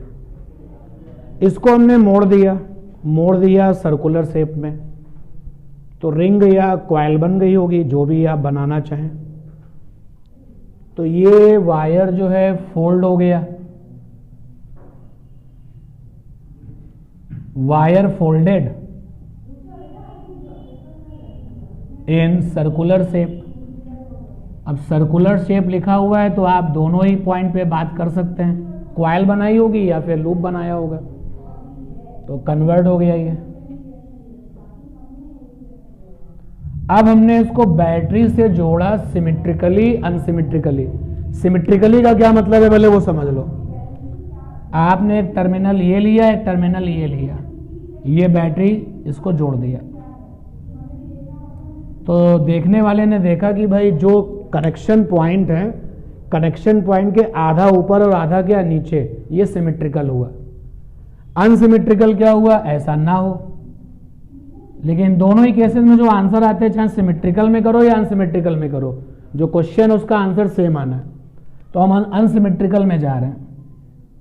तो एक पॉइंट ये लिया और एक पॉइंट ये लिया। अब अगर आप इस कनेक्शन पॉइंट को देखो तो कनेक्शन पॉइंट के ऊपर क्या है, लंबा वायर है कंपेरेटिवली, और नीचे क्या है, छोटा वायर है। यहां से करंट निकली, मान लो आई करंट निकली। अब लगाइए अपना कॉमन सेंस, करंट का कुछ हिस्सा ऊपर जाएगा, बोलो, जो हिस्सा करंट का ऊपर जाएगा उसी को केवल सोचो, बाकी सबको भूल जाओ। तो ये हिस्सा करंट लिए हुए है, ये हिस्सा क्या बना, आर्क बना, और करंट का आर्क सेंटर पे क्या बनाता है, मैग्नेटिक फील्ड। और नीचे वाले हिस्से में भी करंट आएगी, तो नीचे वाले हिस्से में भी करंट आएगी, वो भी किस शेप में है, आर्क शेप में है, वो भी सेंटर पे क्या बनाएगा, मैग्नेटिक फील्ड। ये रहा सेंटर। तो क्वेश्चन यहां पर ये है कि सेंटर पर आने वाली मैग्नेटिक फील्ड का रेशियो कितना होगा, सेंटर पर आने वाली टोटल मैग्नेटिक फील्ड कितनी होगी। तो क्वेश्चन अब यहां पर है कि find ratio of magnetic field at centre by both parts. जो आप देख रहे हो ऊपर एक लार्ज पार्ट है, इसको क्या लिखा जाए, बिग पार्ट ऊपर है आर्क शेप में, नीचे एक हिस्सा है स्मॉल पार्ट नीचे है आर्क शेप में। इन दोनों हिस्सों ने सेंटर पे जो मैग्नेटिक फील्ड बना रखी है उसका रेशियो चाहिए, और also find b total at centre. मान लो, सपोज कर लो, आपने ऐसा इमेजिन किया कि बड़े वाले पार्ट ने सेंटर पर B1 मैग्नेटिक फील्ड दी है और छोटे वाले ने B2 मैग्नेटिक फील्ड दी है, तो पहले B1 B2 का रेशियो चाहिए और फिर दोनों का क्या चाहिए, टोटल। अगर दोनों फील्ड डायरेक्शन में एक जैसी होंगी तो टोटल में ऐड हो जाएंगी, और अगर अपोजिट होंगी तो टोटल में सब्ट्रैक्ट हो जाएंगी। अगर किसी एंगल में हुई तो टोटल में √a² + b² + 2ab cos theta लगेगा। अब क्वेश्चन क्लियर हो गया। तो ये है वो क्वेश्चन जो फर्स्ट फेज का है। तो आप ये फॉर्मेलिटी इसकी लिख चुके होंगे।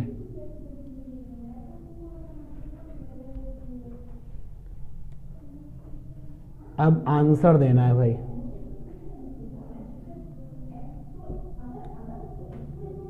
आंसर देना है तो स्टॉप राइटिंग, ध्यान दे। इधर डायग्राम बन चुका है सबके, कोई डायग्राम में तो बिजी नहीं है, क्लास में किसी का डायग्राम तो नहीं रह गया। स्टॉप राइटिंग ये सब लिख लेना भी आप। अब देखिए टोटल करंट I है, मान लेते हैं यहां I1 गई है और यहां I2 गई है। तो जो स्मॉल पार्ट है, स्मॉल पार्ट ने फॉर्म किया है, फॉर्म एंगल बराबर थीटा एट सेंटर। ऐसा सोच लिया हमने, इस छोटे से पार्ट ने सेंटर पर थीटा एंगल बनाया है, और स्मॉल पार्ट का लेंथ कितना होगा, अगर इसकी रेडियस r मान लीजिए, कैपिटल R रेडियस है भाई, तो स्मॉल पार्ट ने थीटा एंगल बनाया है सेंटर पे, लेंथ कितनी होगी भाई, तो लेंथ हो जाएगी r थीटा। कौन सा फंडा लगाएंगे, angle is equal to arc length और अपॉन में रेडियस। तो एंगल कितना बनाया है, थीटा, आर्क लेंथ चाहिए और रेडियस क्या है, कैपिटल R, तो लेंथ हो जाएगी r थीटा। नहीं, इसको स्मॉल r रख ले, क्योंकि अभी रेजिस्टेंस का भी r आएगा ना, इसलिए इसको स्मॉल r कर देते हैं। तो ये स्मॉल r हो गया, ठीक है। तो लेंथ आ गई r थीटा। कैसे आ गई, मैंने फंडा बताया। जो स्मॉल पार्ट है इसका जो रेजिस्टेंस है, रेजिस्टेंस मान लेते हैं R2 है, R2 ओम, क्योंकि I2 करंट रखता है ना, इसलिए R2 ओम। तो ये सारी बातें मैंने स्मॉल पार्ट के लिए लिख डाली। जरा बिग पार्ट के लिए बात करते हैं। बिग पार्ट, तो बिग पार्ट की जो फॉर्मिंग एंगल होगी, फॉर्म एंगल कितना होगा, 2 pi minus theta at centre. हाँ ना, बोलो भाई। बड़ा वाला पार्ट सेंटर पे कितना बनाएगा, 360 माइनस थीटा। लेकिन होता क्या है कि जो फार्मूला है अपने पास में, angle is equal to arc length upon radius, इस फार्मूले में एंगल हमेशा किस में लेते हैं, रेडियन में। तो 360 का रेडियन बनाओगे तो 2 पाई बनेगा। लेंथ कितनी होगी भाई, लेंथ हो जाएगी 2 पाई माइनस थीटा इंटू में r। यही फंडा लगाओगे, एंगल कितना होगा, 2 पाई माइनस थीटा और रेडियस r ही है। ओके, रेजिस्टेंस इसका कितना है भाई, तो रेजिस्टेंस ले लिया R1 ओम। स्मॉल वाले पार्ट ने सेंटर पर जो मैग्नेटिक फील्ड दी है, small part form magnetic field at centre बराबर B1 B2, क्योंकि स्मॉल पार्ट में सब कुछ टूट दिया ना तुमने, तो स्मॉल वाले पार्ट ने सेंटर पर जो मैग्नेटिक फील्ड बनाई है वो B2 है, और बिग वाले पार्ट ने क्या किया है, form magnetic field at centre बराबर B1। ये हटाने की परमिशन है, हटा दें, ठीक। तो चलिए पहले B1 लिखते हैं और B2 लिखते हैं भाई।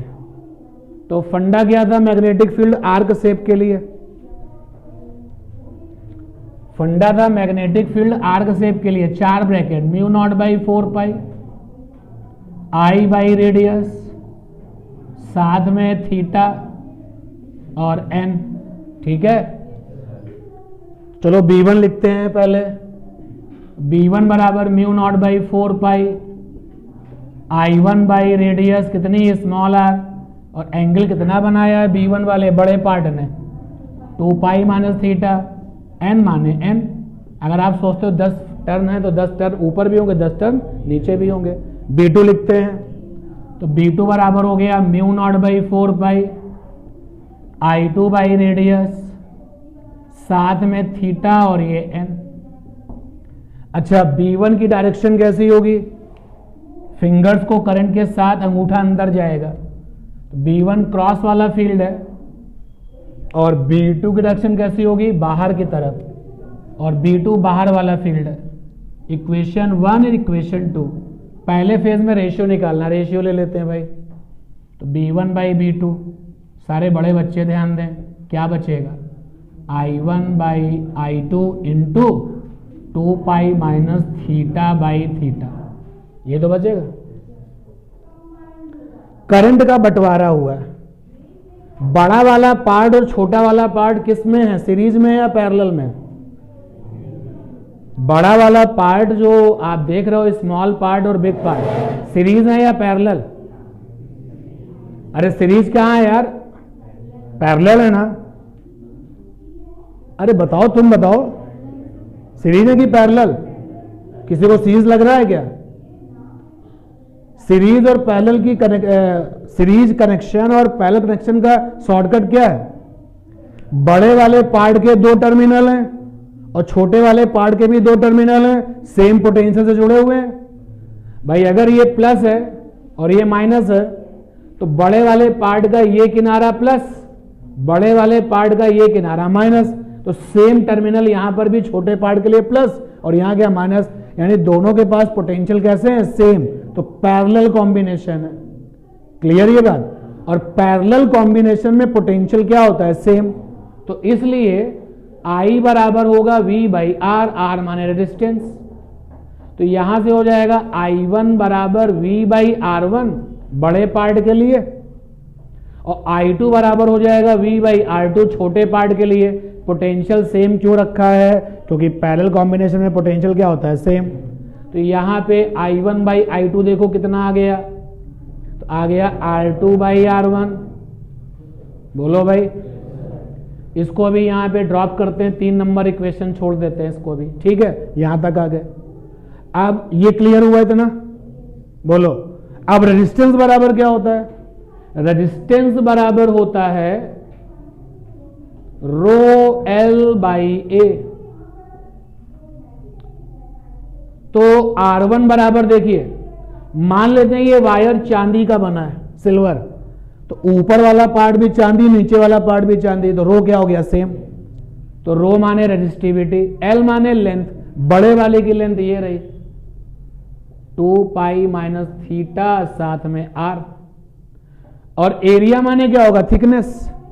भाई मेरे इस मार्कर को मोड़ करके सर्कल में बदलोगे तो ये क्या हुआ, एरिया, क्रॉस सेक्शन एरिया। तो वायर का क्रॉस सेक्शन एरिया क्या बनेगा उसका, ये वाला क्रॉस सेक्शन एरिया, मान लेते हैं ए है, और नीचे, अच्छा ये R1 मैं लिख रहा था अभी, ये R1 का वैल्यू हो गया।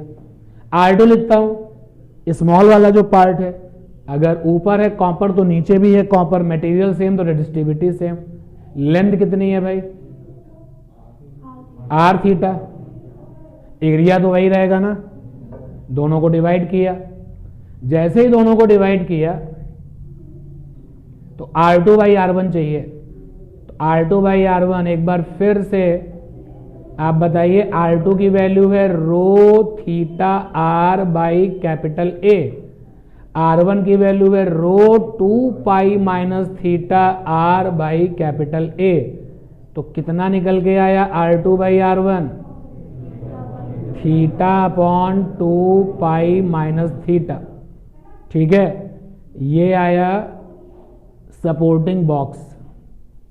सीक्वेंस भी आपको बताना पड़ेगा कैसे नोट करना है। वापस आ गए तो I1 by I2, R2 by R1 आया theta upon 2 pi minus theta. ये रहा इक्वेशन नंबर 4। ठीक है, अब हम इक्वेशन नंबर 3 को दोबारा याद करते हैं। फ्रॉम इक्वेशन 3 क्या लिखा हुआ है? B1 by B2 I1 by I2 2 pi minus theta by theta. B1 by B2 I1 by I2 की वैल्यू कितनी आई है? Theta upon 2 pi minus theta, theta upon 2 pi minus theta into 2 pi minus theta by theta. क्या किया मैंने? Using equation 3 नहीं sorry 4 है वो, using equation 4। तो B1 बाई B2 कितना आ गया? 1 बाई 1। यानी कि दोनों मैग्नेटिक फील्ड वैल्यू में कैसी हैं? सेम, और डायरेक्शन में कैसी हैं? अपोजिट। तो रिजल्ट टोटल कितना आ जाएगा? 0। क्लियर है बात? तो सबसे पहले तो आप ये काम कर डालो। पहले सबसे पहले ये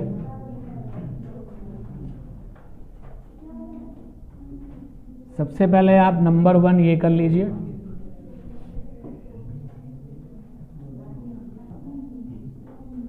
और सोचते रहिए कि ये क्वेश्चन आपकी तरफ से क्यों नहीं आया। कितने धक्के खाओगे? चैप्टर तो तब कंप्लीट होगा जब आप चाहोगे।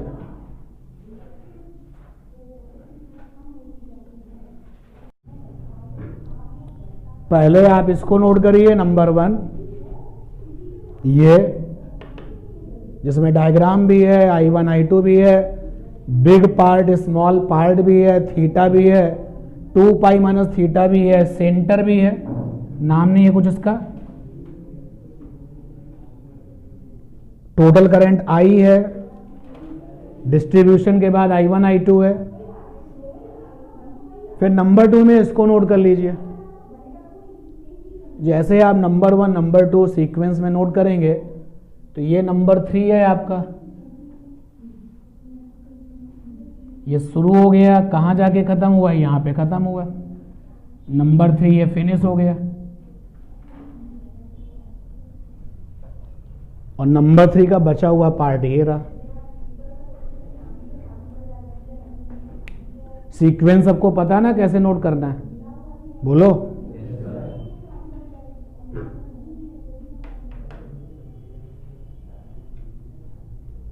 तो इतना ये आज की क्लास में काम हुआ।